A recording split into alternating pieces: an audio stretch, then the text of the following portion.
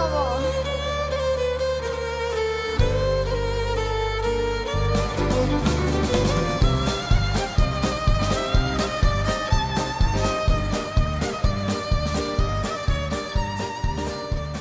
Разговараме со Даниела Мартиновиќ. Тај уметник кој ни доаѓа од Хрватска, има кариера повеќе од 35 години. Еден од најпродаваните албуми ги има во Хрватска, на нашата публика е многу добро познат. Поводот за гостувањето и за разговорот е двојниот концерт во Скопје во Македонска филхармонија. Добре ни дојдовте.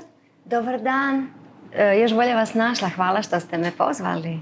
Prošlo je jako dugo godina od mog zapravo velikog solističkog koncerta, mogu ga tako nazvati, u nekom posebnijem prostoru.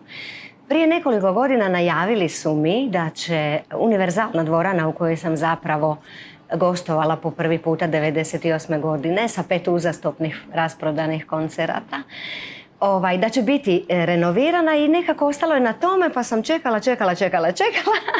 I evo u međuvremenu me produkcija Avalon zvala da dođem u Filharmoniju i zaista vam moram reći prije svega da je prostor čaroban. Prostor je nevjerojatno lijep za ono kako ja doživljavam da bi moji koncerti trebali biti.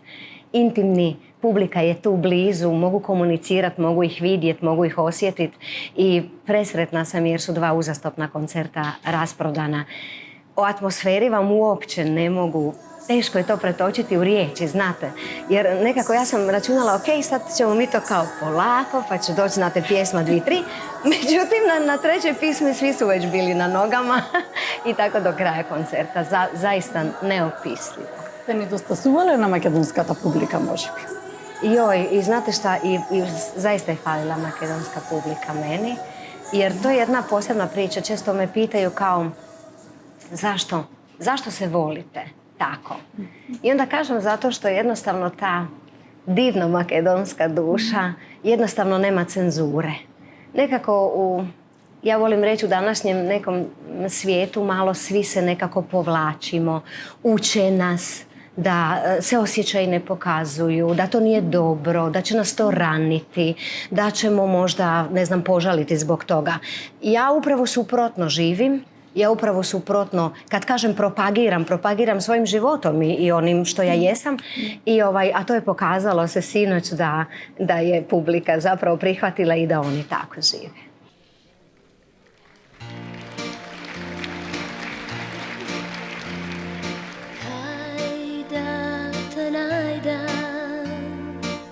Ne možem bez tebe,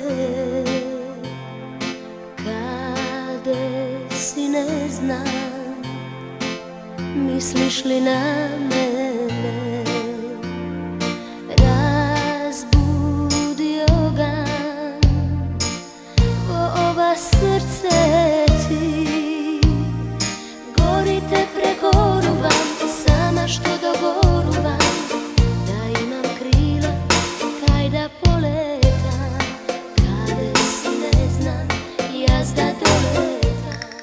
Имам чувство дека сте личност која може на секого да му го разубави денот. Со насмевка, со убав збор, со позитивна мисла. Што вам ви го разубавува денот? Znate šta? Mislite što mi može dan pa vrlo malo toga. Vrlo malo toga. Moram reći, kroz godine sazrijevanja, odrastanja, samospoznaje, shvatila sam da je svaki trenutak jedinstven. U svakom pojedinom trenutku napravit ćemo jedan udah. Jel tako? Bez tog jednog udaha disanje ne bi postojalo i ne bi imali život. Shvatila sam da ne postoji trenutak kojeg ću shvatiti zdravo za gotovo. Shvatila sam da postoje prioriteti. Shvatila sam da puno velikih stvari uopće nije veliko, nego je stvari kako mi na to gledamo. I shvatila sam da je prioritet samo jedan jedini. Da zaista budem sretna u trenutku, što god da to značilo. Jer u konačnici će se samo to zbrajati. Koliko smo u životu bili sretni, koliko smo neko drugo biće učinili sretnim, koliko smo mu pomogli, koliko smo ljudima olakšali. Samo se to zbraja, vjerujte mi, sve drugo, a ipak mogu reći sa nekih 52 godine da nešto malo iskustva imam. Moje iskustvo je to. Te trenutke pamtim. Malo ću pamtiti nekih, kako bih rekla, spektakularnih dana. Pamtim te sitne male trenutke koji su u konačnici zapravo najveći. Ви верувам на ова и тогаш ви благодарам на овој момент сега, и ова искуство сега. Hvala vam. Вашата кариера трае речиси 35 години, така јас кажав повеќе од 30 години, но ако добро се пресметаме, некои 35 години. Вие сте најпродаван изведувач во Хрватска и ако ве замолам сега да погледнете наназад во животот, што за вас беше живот на училиште, живот на школа? Znate što, dosta sam ja gledala u oči retrovizoru svoga života, jel da, preko ramena. I moram reći da sam neke lekcije zapravo retrogradno, dakle, sa odmakom vremena spoznala.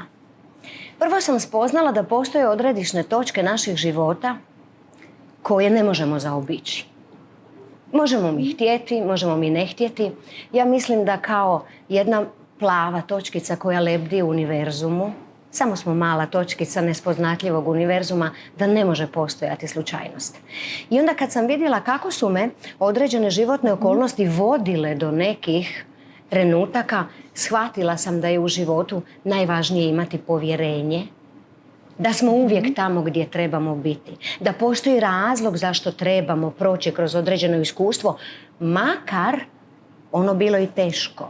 Ja sam se u konačnici najviše zahvaljivala svim svojim najtežim trenucima, jer oni su mi dali najljepše spoznaje, oni su mi dali suosjećanje, oni su mi dali toplinu i oni su mi zapravo bili moje najveća lekcija.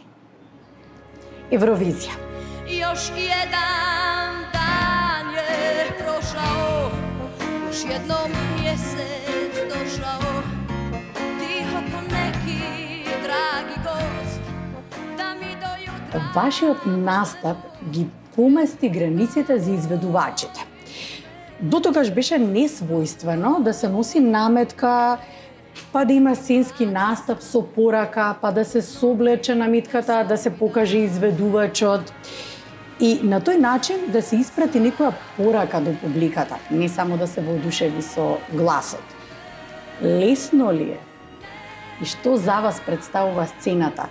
Колку е простор за да се отвори душата? Pa znate šta, meni su govorili, prvo se moram referirati na taj Eurosong.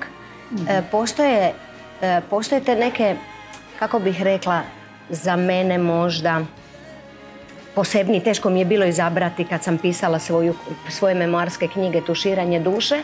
Zapravo Zboruvame za to? Da, teško mi je bilo izabrati nekakve priče jer ih, kako sam počela pisati, izranjalo ih je jako puno da sam shvatila da ću pisati 10 godina i da knjiga nikad neće izaći. Ali Eurovizija je jedan od tih trenutaka. Prvo moram reći da sam zahvalna jer sam imala senzacionalnu ekipu. Ja sam osoba koja vjeruje u timski rad, koja voli timski rad i koja misli da zaista zajedno, uvijek zajedno, sa rukom u ruci možemo najviše toga napraviti. Scena je, meni su uvijek govorili, znaš Danijela, kad sam počinjala, pa onda kad se moja karijera počela razvijati, onda su me tako neki veliki magovi, kad su razgovarali sa mnom kroz života, bilo ih je, Dobro. onda su mi znali reći, pa znaš šta, ti si nekako preobična. Znaš, ti se voliš družiti s ljudima, ti voliš se s ljudima grlit, ti voliš... Znaš, zvijezde se ne ponašaju tako. Zvijezde su nedostupne, do zvijezda je teško doći. Pa ja sam rekla, tad sam naravno bila, nisam shvatila što to ono meni govori, jer ja sam jednostavno bila kakva sam bila, drugačija i jednako sam tako sada, ja drugačija, ne znam, ne želim biti drugačija. Jednostavno smatram da imamo jedan život i da bi mi bilo suludo da igram neku ulogu jer ne znam zbog čega bi je igrala. I nekako nisam pristala nikakad. Ostala sam takva i pokazalo se da je to zapravo moj osobni pečat I da je to ono što zapravo ljudi, uz pjesme naravno, jer sam imala sreću, radila sa predivnim autorima koji su mi podarili velike hitove, ali da je uz to apsolutno nešto što ljudi jako prepoznaju je zapravo to.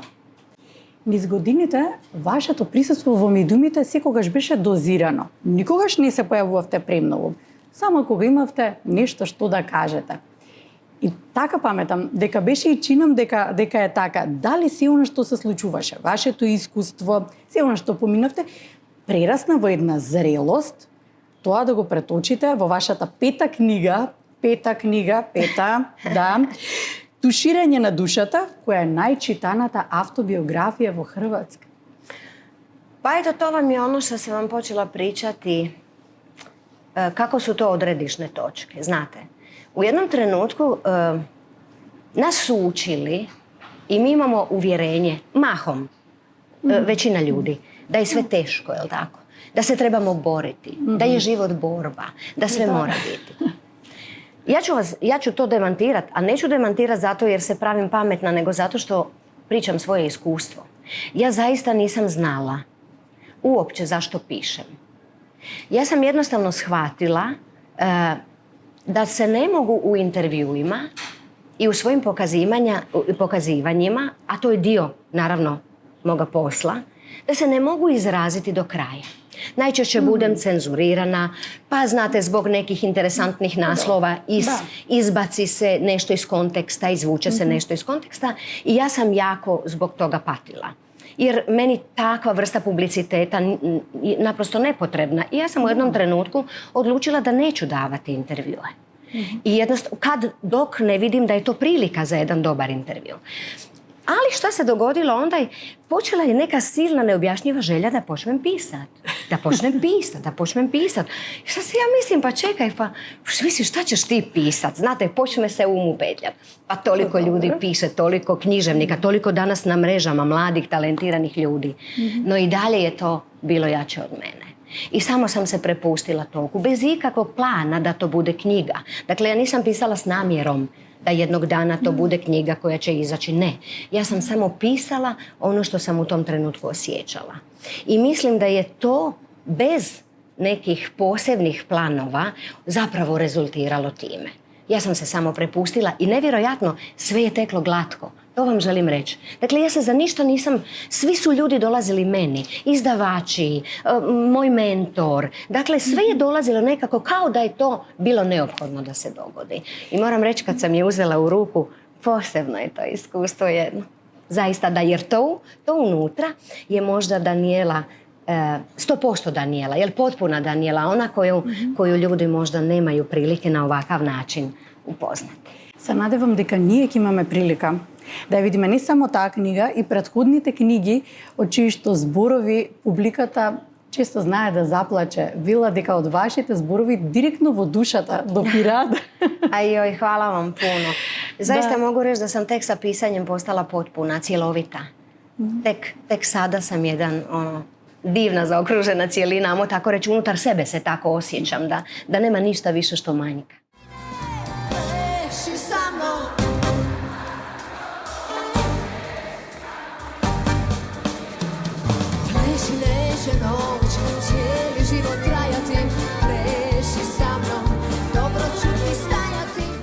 Јавните личности се секогаш подбудно око најавноста, знаете и го кажувате и тоа дека понекогаш и ви пречело. Нормално на сите нас кои што сме јавни личности, да, понекогаш знае тоа да ни пречи, но за вас остана мнението дека вие не стареете. Stvarno? Да, дека едноставно за Даниела годините застанале. Како е тоа можно? Ja mislim da je to sklop svega. Sad ću vam reći. Ovako, kad sam počela kao mlada djevojčica pjevat, imali smo, odmah sam krenula sa teškim make-upom, snimanja su bila velika.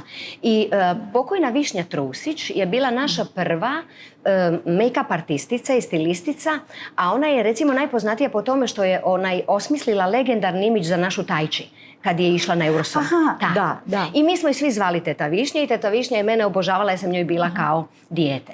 Ona me je naučila puno toga, a jedna od bitnijih stavki naučila me je Danijela nikad, ali nikad, bez obzira koliko budeš umorna, nemoj zaspati s make-upom. Vidjet ćeš, jednom u životu to će ti tvoje lice vratiti. Dakle, to je bila prva lekcija koju sam usavršila. Druga lekcija da sam se naravno brinula, išla sam na redovite kozmetičke tretmane i tako, jer ipak su naši uvjeti života, nisu baš i pod svjetlima smo i u nezdravim prostorima i tako. Treće, ima genetike, naravno. Ajde, da, zapišu vam ja. Molim vas, zapišite. Treće, ima genetika, ali četvrto, vjerujte mi, i najvažnije, bez ikakve dvojbe, to je naprosto moj duh života. Jer vjerujte mi. Вирував дека нешто така. Вирував, зашто вашата енергија се пренесува, се чувствува. Хвала вам. Едноставно, колку луѓе сме во просторијата, зрачи вашата позитивна енергија. Ali hvala vam od srca, ja sam stvarno takva kakva jesam i to je bilo meni jedan izazov, jer u većini slučajeva, znate, nekad se ljudi govore joj, glaj vidi, pretjeruje, gle sad ona, svi su tužni, ona je sretna. Daj, molim te, sad mi to objasni. I nije bilo lagano kročiti, moram vam reći, kroz život na takav način. Ali onda sam shvatila, ako izgubim sebe, a šta mi ostaje? Ništa. Dakle, bezkompromisno sam išla tu. Ja sam naprosto takva i vjerujte mi, malo promotrite. Ja sam inače po svojoj nekoj vokaciji promatrač i najviše sam naučila iz promatranja. Promotrite, nema ružnog nasmijanog lica. Zapamtite, nema ga. A vidjet ćete dosta lica koji su kao po nekim parametrima lijepi, ali kad su hladni, kad nema topline koja izvire iznutra, uvijek ćete instinktivno i intuitivno prihvatiti osobu koja se nasmije. Sa svim greškama, jer greška je zapravo ljudska i ona je savršena. I ne trebamo se toga bojati. Ви благодарам за честа, за приликата, што имав можност од близко да ве запознам. Често доаѓавте во Скопје и сега сте тука, не знам колку имавте можност да го видите Скопје, затоа што сте работно дојдени. Da, pa ovaj put, nažalost, ne, inače uzmem si uvijek 1 do 2 dana da se malo prošetam i da se najedem. I da se najedem ovdje. Драго ми е што ви се допаѓа нашата кујна, а нашата публика ги сака искрените, позитивните вибрации, пријателства, кои што и вие и вечерва верувам дека ќе ги направите во Македонска филхармонија. И ви посакувам успех, ви посакувам отворен пат и се надевам дека ќе ве видам на промоција на книга. Ето, ми ветивте. Hvala vam najljepša. Ja ću se vrlo rado odazvat. Bilo kome ko pokaže interes da napravimo promociju knjige, da dođemo u jednom potpuno drugačijoj ulozi. Da. Hvala vam što ste me ugostili, hvala vam na ovom predivnom razgovoru koji nije samo ženski, nego i ljudski. I hvala vam što ste tako divni. Благодарам.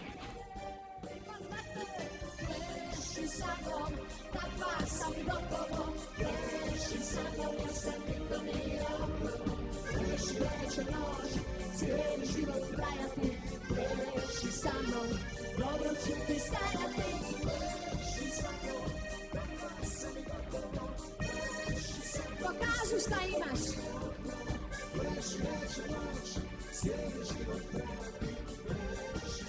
Znam, dobro ću ti stajati.